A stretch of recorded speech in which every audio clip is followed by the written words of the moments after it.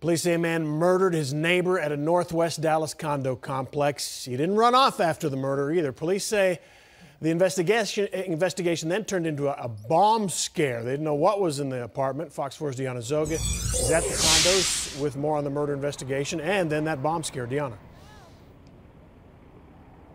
Well, hey there, Steve. You know, the neighbors here right now are dealing with the loss of a neighbor and friend, a 34-year-old man who was a husband and stepfather of two, killed right outside his own home. Oh, man, he broke my heart. When I saw him laying down there, I cried. He really good man. Jay Abbas wasn't far when he heard gunfire coming from a common area of his condo complex along Brockbank Drive. Boom, boom, boom, boom. I can't tell 4 or 5 shots. Abbas looked around and saw his neighbor, 34-year-old Nathan Tonalini, on the ground, shot multiple times. My neighbor, he's a beautiful man. He lying in front of me on the ground, dead. Neighbors say the suspect, 46-year-old Thomas Wilson, lives 2 doors down. After the shooting, he went to another neighbor's home and asked her to watch his dog because he might be gone for a while. The neighbor says Wilson had blood on his hands and shirt. Police arrested him at his home and found multiple guns, along with what police are describing as a suspicious device inside Wilson's condo. The bomb squad detonated it, and police are trying to determine what it was.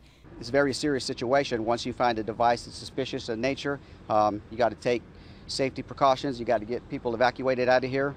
Police are investigating what led up to the shooting, as neighbors grieve the loss of their friend. He really good man. He don't deserve that. He only 34 years old. And the victim did grow up here in Dallas. He has 3 sisters. One of them is also a neighbor in the same condo complex. His family says Nathan Tonalini was also an active volunteer with a Jehovah's Witness sign language congregation. Steve, back to you. All right, so a lot of people in the neighborhood are, and his family, of course, asking why. Police talking about a motive?